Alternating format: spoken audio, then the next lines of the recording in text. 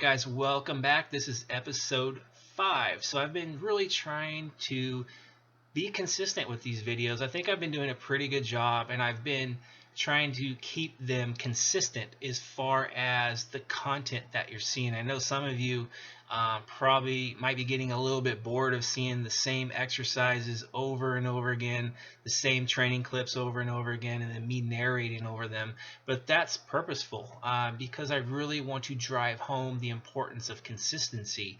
And with that consistency, of course, a lot of things come out of that, like progress for one, but also confidence. And right now, I'm feeling really, really confident. The last couple of weeks, I've been getting into a really good rhythm and what I like to call a really good flow. Like things are just flowing. My daily routine, when it comes to my cardio, when it comes to nutrition, training, like I just have a daily flow with it. And when you're flowing, it feels like really, really good. And of course, when you start seeing, progress, when you see visual progress when you're prepping, man, that's just reassurance of what you're doing. So right now, I'm just in a really good flow. I'm very confident and kind of just loving the process. Of course, when you see that progress, you're going to love it, right? So things have been going extremely well. Got really, really good flow going. And the only thing I would say that I don't have flow with is the scale. Like the scale hasn't been cooperating with me whatsoever. It's barely moving. Like this week, I've been seeing nothing but 189.2s like the last 3 days, 189.6, prior to that. So it's just been very, very stagnant. Last week, the lowest I seen was 188.8. So from a progress standpoint on the scale, I'm not doing too well, and that does bug me in a sense. I'm human, just like all you guys. We're all human, and some things are going to bother us. Like that's one thing that's kind of been bothering me. I'm like, every morning I get up, get on the scale, and I go, shit, man, I thought I was going to see a new low. I feel like I'm going to get a new low. I'm getting confirmation visually. I'm getting confirmation from basically seeing and feeling that my clothes are getting smaller, and the hunger level has crept up a little bit. So I'm like, okay, I got all these things going on, but yet that scale's not moving. But I do know this from experience, that I don't want to just have a knee-jerk reaction to the scale or make decisions based on insecurity, based on dark emotions. I'm like, okay, take a step back, look at the bigger picture. Visually you're improving. You're executing precisely and consistently. So you just have to have trust in that process. And also, my sodium level's been up a little bit the last few days, and I haven't been drinking as much water either, just because it's a little bit colder here. I know in California it's not that cold in comparison to other parts of the world, but I mean for us, it did get a little bit colder, so I just really haven't been thirsty, so my water level is down a bit from my normal intake. So I'm probably just holding on to a bit of water there, and eventually I think once I get my water intake up, maybe my sodium level comes down just a touch, that I'll probably see that whoosh on the scale, that I'm anticipating. So when I take a step back, look at the bigger picture, I can make a rational decision, and I know what to do, and that is to not make any changes. Don't deviate from my game plan, and just keep forging ahead and have trust in it, and just give it a little bit more time. If I let a week pass on this protocol and I get that whoosh, then I made the right call by not letting the emotion, make that decision, the darker emotion, make that decision.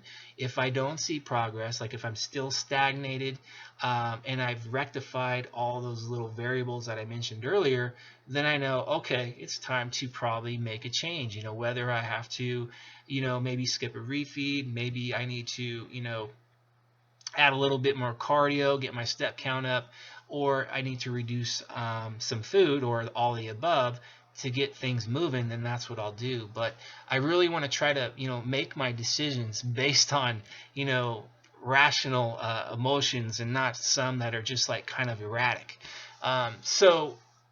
But overall though, everything, like I said, is I have a really good flow right now. Things are moving pretty well, with the exception of the scale. So I'm not getting myself all worked up. So yeah, so things are going pretty well. Um, training has been going through the roof well. Like I'm just so happy with how my training has been going through this prep, through this deficit. I mean, if you guys have followed me before last year with my 2018, or actually 2017, 2018 prep, that prep was not so good as far as from a training perspective. Like, I was dealing with a lot of injuries, a lot of aches and pains. It really made it hard for me to progress too well during that prep, and because of that, my performance was down. And it just showed up on my physique. Like, you could just see that my muscle mass just wasn't there. So I was losing weight, but yet the performance wasn't there. So it's almost like, man, I just got super flat. I got decently lean at some point, but I mean, my physique just did not look the part, and I had to pull the plug on that prep. But this prep, the training, man, it's like a total 180, and even though that prep was a failure and I did take it hard, I kind of saw it as a failure at one point, because obviously I didn't make it to the stage. My physique did not look the part. So it was a little bit rough, to kind of accept that. But I tell you what, that negative definitely turned into a really good positive. Like, the things that I went through with that prep, I've rectified and improved with this prep. So I learned a lot and I applied it to this prep. And the biggest thing that I learned with that last prep, as far as what not to do, for me anyways, I'm speaking for me, was that prep, I was very rigid with my training structure. I was very systematic with things, like, meaning as far as progression schemes, and as far as systematically trying to up volume and all that, systematically. And what I realize now, looking back in hindsight, because looking in hindsight, that's a powerful tool. Like, it's hard to see what optimal is, like, right now in the moment. You're like, okay, what is optimal, or what needs to be optimal in the future? It's hard to kind of see that, but when you look in hindsight, I mean, it becomes much clearer. So I probably shouldn't have been trying to systematically control volume, meaning, 1 week it's this much volume, week 2 is a little bit higher, week 3 is higher than week 2, and so forth. And the reason I'm saying that is there were some weeks where I can look back in hindsight, like, my stress levels, like, outside the gym, like, as far as work, family life, maybe lack of sleep, weeks where I was maybe digging a little hard with the diet, whatnot. Like, I was probably doing that, trying to do high volume weeks at the wrong time. Like, when you're under a lot of stress, and you're, in a sense, you're trying to do more volume in the gym in that week, I mean, that demand just goes through the roof. And especially when you're in a deficit, if that demand is so high, but yet the supply just isn't there to fuel it, I mean, you're gonna have some issues. And that's basically, in a nutshell, what happened to me last year. So I know with this prep, right out the gates, I knew that, okay, yeah, I'm not going to systematically try to control the volume. I'm going to basically auto-regulate it based on the external factors that I'm dealing with. So, where my food levels are at, if it's a digging week, not a digging week, where my sleep is at, did I have a good night of sleep last night or not? What about, work? Am I putting in a lot of hours? What about family life? How's that going? As far as my time goes too. Obviously, if it's supposed to be a high volume week, but you only have a half hour to train, that's not going to work out too well. So you're going to be in the gym really stressed if you're trying to cram in a lot of volume in a short amount of time. So I've just really been more aware and more in tune with those things. So that's why this year, when I set up my training for this prep, I've been keeping it to 3 exercises per workout, no more than that. because I know if I can focus on just 3 only, right there, my mind just kind of clears, like, oh, I don't have to focus on like 6 or 7 movements, like 3, and I could put more energy into those 3. Um, and then basically it's just setting up, a volume range, like, for each exercise. Like for instance, if I'm doing a seated cable row, or let's say a rack row or something like that, then, I know my sweet spot is, 3 and maybe upwards of maybe 6 or 7 sets. Here lately, the last 2 to 3 weeks, I've kind of toned that down. Like some of the exercise I was kind of gravitating upwards to 7 sets. I've lowered that down to 5, because what I noticed was the workouts where I was feeling good to push higher volume, I would do it, and then the next day or 2 I was experiencing a lot of DOMs, and I basically just woke up feeling terrible, and just not too good. And that because of that fatigue, like, escalated so high, it kind of bled on a little too much. So I'm like, you know what? Okay, 6, 7 sets might be a little too high. Let's tone it down to 3 to 5. And that small little change has made a world of difference. So again, for me, auto-regulating my volume, like having having training principles, and just saying, okay, a set range, a rep range for each movement, and a reps and reserve range. So wherever it makes the most sense, practically speaking, RDL, I'm not going to be, 0 reps in reserve. Obviously, it's a high demand lift. It can be high risk as far as injury, if you're not careful. So going to failure, probably not the smartest thing. So again, when I program my training, especially now, it's just, basically, here's some ranges, work within those ranges, and, base it on practicality, and base it on like external factors, especially with the volume intensity. Again, if I'm not sleeping well, had a bad night's sleep last night, I'm digging hard on the calories, like, going low on calories. I did a cardio session today. In today's training session, I'm not going to pound it and just go hella high volume, hella high intensity, because I'm just going to get in a pretty big hole, tomorrow, and even maybe in the next day. And then those workouts might be at risk for low performance, because there's a lot of fatigue carryover. So, if I have a bad night's sleep, it's a dig day, I'm doing cardio, then hey, let me keep volume and intensity maybe, in check, where it's a little more moderate. That way, it doesn't put me in a hole. I recover from it pretty well. And if I get a good night's sleep tonight, and I might feel pretty damn good tomorrow. So there might be a good chance tomorrow's training session I might be able to get after it a little bit more. And I also think strategically too. Like, for example, on, I think it was Monday or Tuesday, I was supposed to do RDLs with my 8 to 10 rep range, so a little bit lighter session. And after I did my leg press, I went to the RDL. I did one warm-up set, and my right lat locked up. Like, it just locked up. And at first thought, I was like, let me try to loosen it up, and I'll continue on doing my RDLs.